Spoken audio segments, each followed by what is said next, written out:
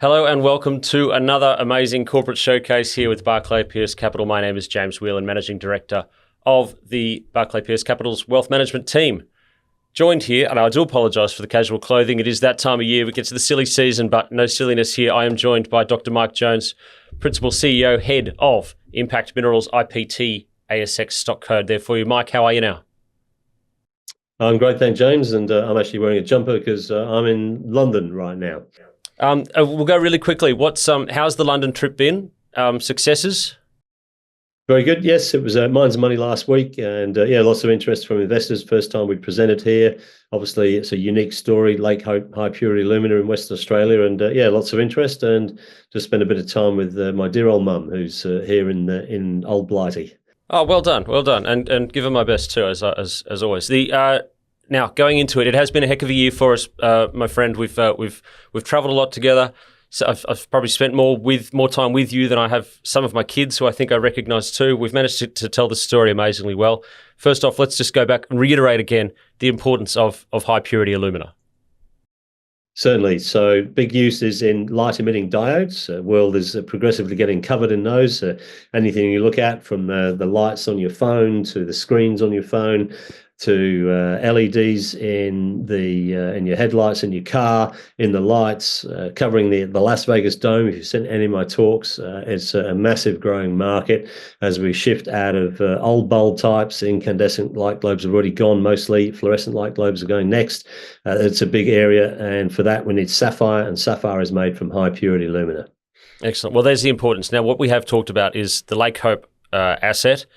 And I have said many times, I think you have said too, predicted to be potentially the lowest cost producer of HPA in the world. Do you want to run us through the possibilities and potentials of that?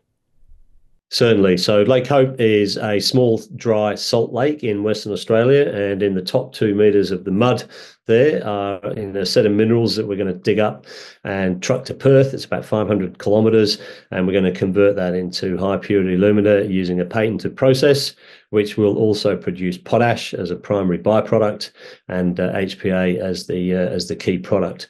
So because of the ease of mining, nature of the minerals, the nature of the process, we believe that we can produce HPA at an extremely low cost compared to all of our competitors globally, as far as we know it. And there's certainly room for improvement even on the stuff that we've done. So it's offering us a big opportunity to get into this growing market for LEDs and sapphires and the use of HPA around the world.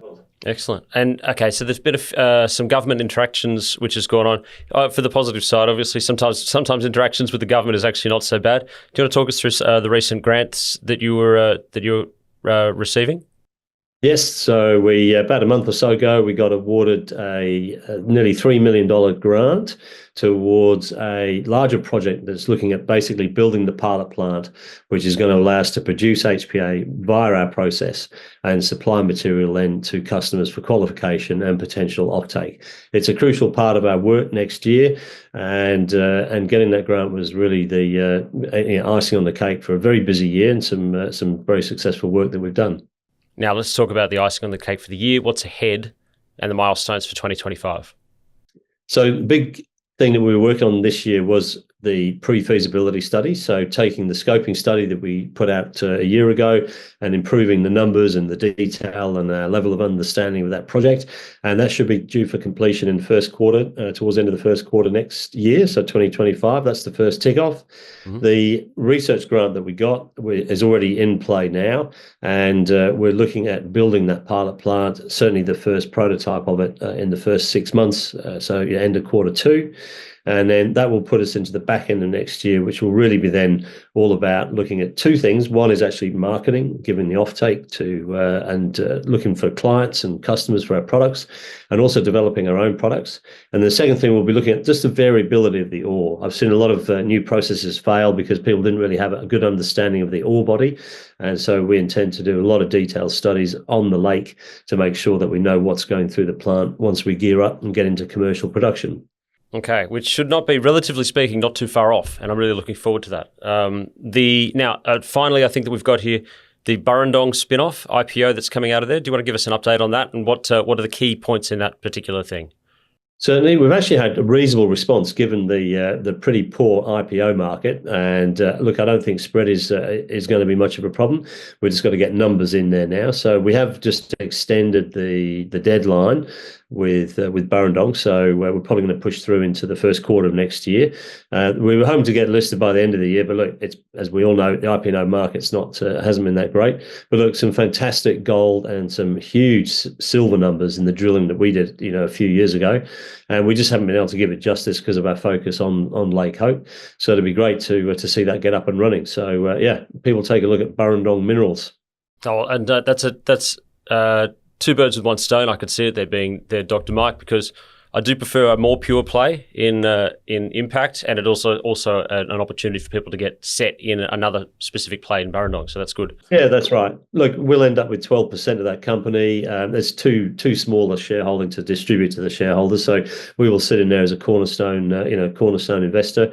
They've got a dual program ready to go, within a month of listing, and there's some pretty exciting targets to follow up. Outstanding. Well, a Merry Christmas to yourself, Dr. Jones, and to your family as well. I look forward to catching up when you get back from England. Joining us today on this showcase with Barclay Pierce Capital, Dr. Mike Jones of Impact Minerals. My name is James Whelan, Managing Director of the Barclay Pierce Capital's Wealth Management Team. Thanks for joining us, Mike. Thanks very much, James, and have a great festive season.